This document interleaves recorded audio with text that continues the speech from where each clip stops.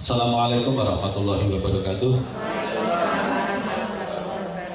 Alhamdulillahirabbil alamin, puji syukur pada Allah Subhanahu wa taala dan terima kasih atas kerawaannya Bapak Ibu.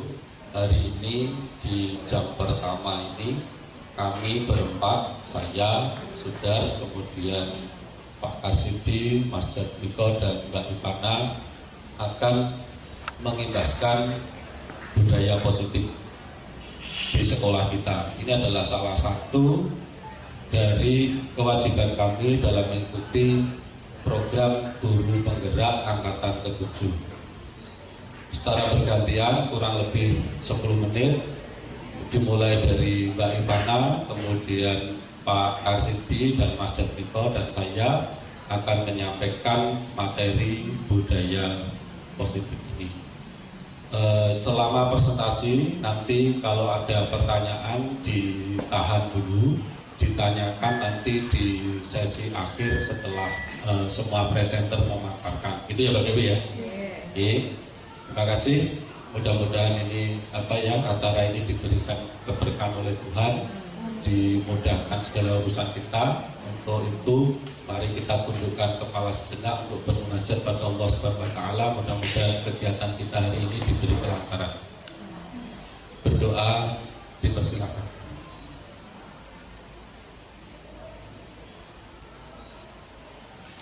Amin. Selesai. Bapak Ibu, dimulai dari presenter yang pertama yaitu Bu Ipana akan menyampaikan tentang kebutuhan dasar manusia. Monggo Bu Ipana. Pak Jadwiko mungkin dan Pak Karsidi bisa di sana sebentar.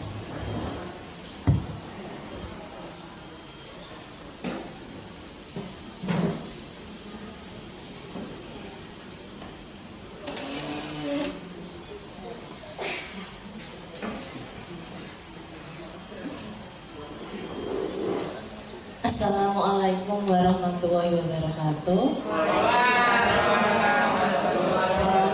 Damai sejahtera, Om Swastiastu, Namo Buddhaya, salam kebajikan rahayu. Bapak Ibu guru yang hebat, terima kasih kami sudah diberi kesempatan untuk memaparkan materi pembelajaran kami di program Guru Penggerak. Di sini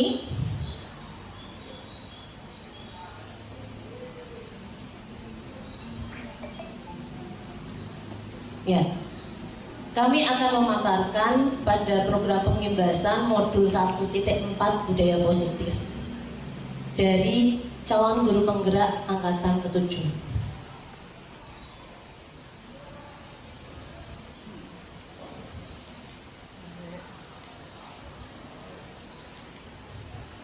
Agenda kita pada kesempatan ini,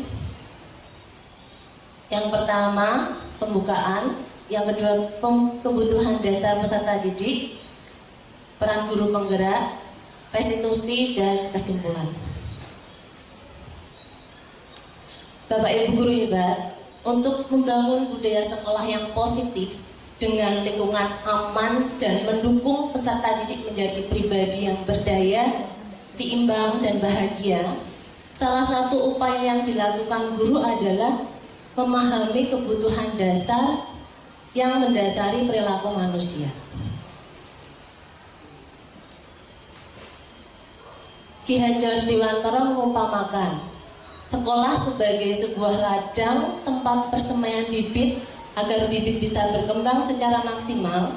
Maka petani dapat memperbaiki kondisi tanah, memelihara bibit tanaman, memberi pupuk dan air, membasmi ulat-ulat dan jamur-jamur yang mengganggu hidup bibit tanaman dan sebagainya. Di sini sekolah diibaratkan sebagai tanah bercocok tanam, Bapak Ibu. Guru mengusahakan lingkungan yang menyenangkan, menjaga dan melindungi peserta didik dari hal-hal yang tidak baik. Karakter peserta didik akan tumbuh lebih baik sesuai dengan profil pelajar Pancasila.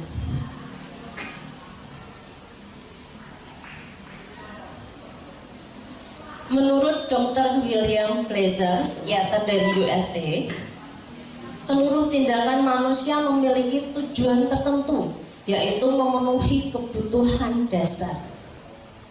Ketika kebutuhan dasar terpenuhi, maka orang akan tumbuh seimbang, dan sebaliknya apabila tidak, maka orang akan mengalami emosi negatif seperti bosan, kecewa, dan bahkan akan melakukan perbuatan yang bertentangan dengan nilai kebajikan atau melanggar peraturan. Nah, di sini terjadinya penyimpangan terhadap budaya positif atau norma kebajikan karena tidak terpenuhinya kebutuhan dasar manusia. Bapak Ibu, ini adalah 5 kebutuhan dasar manusia.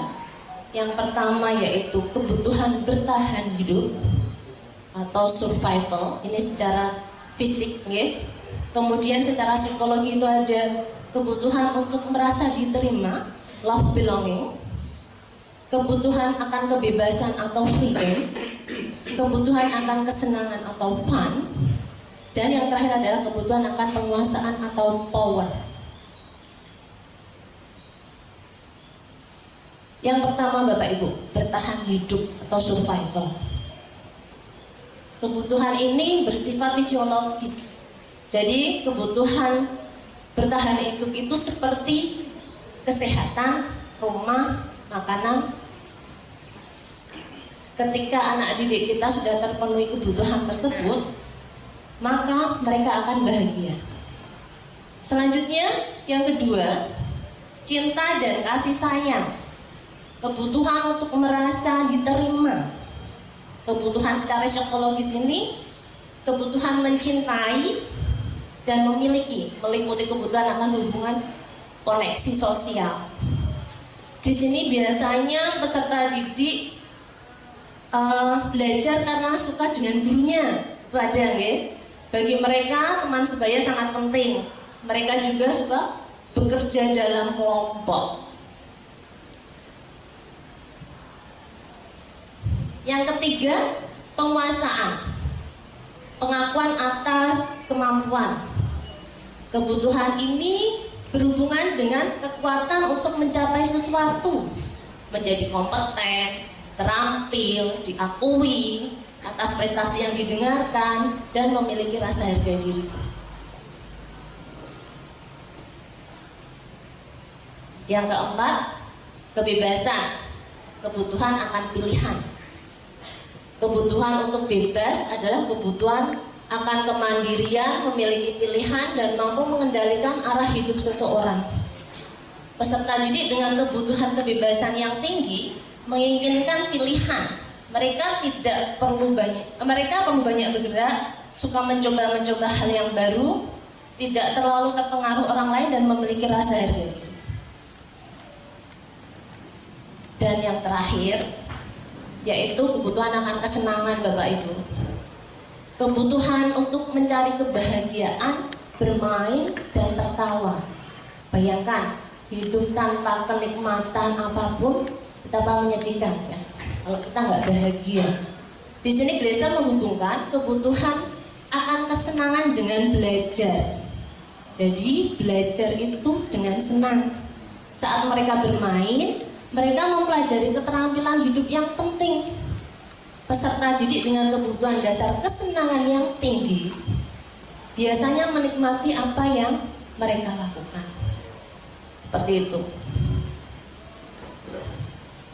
Bapak Ibu guru hebat, itu adalah 5 kebutuhan dasar manusia yang harus kita penuhi untuk anak didik kita. Jadi mari kita sebagai guru yang lebih baik memahami kebutuhan dasar peserta didik kita.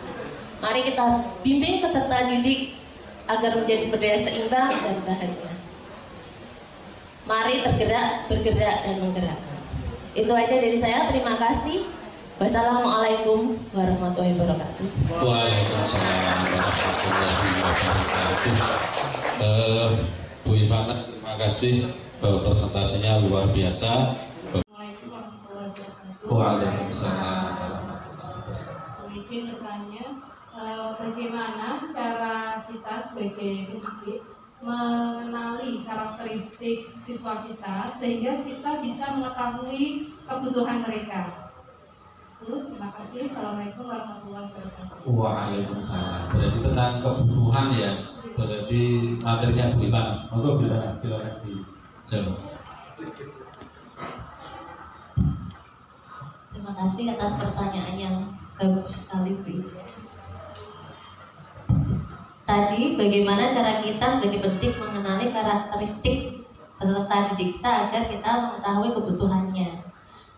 Dalam pembelajaran Bu Ida, sering kita bisa mengamati kebutuhan dari siswa itu di proses pembelajaran. Oh, anak ini kurangnya apa, sikapnya seperti apa.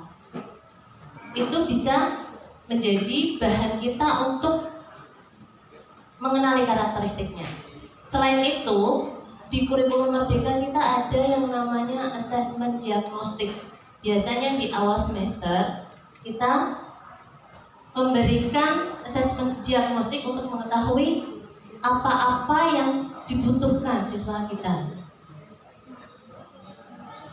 Bapak Ibu sudah melaksanakan asesmen diagnostik dan itu kebutuhan kita bisa kita bisa memberikannya dalam bentuk angket ataupun wawancara kepada peserta didik. Jadi kita bisa mengetahui, oh yang dibutuhkan apa anak ini, kebutuhannya apa aja. Misalnya, oh pembelajaran ini saya kurang Bu. Nah, seperti itu. Dan di asesmen diagnostik sendiri kita bisa mengadministrasikannya sebagai profil dari peserta didik kita. Jadi kita tahu karakteristik siswa kita, yang si A membutuhkan pembelajaran seperti apa, yang B membutuhkan pembelajaran seperti apa, seperti itu beda. Cukup? Ya. Matur nuwun Bu Ivana. Sudah puas Bu Ida? Alhamdulillah. Bapak Ibu masih ada pertanyaan yang lain? Oh, Bu Ani, monggo.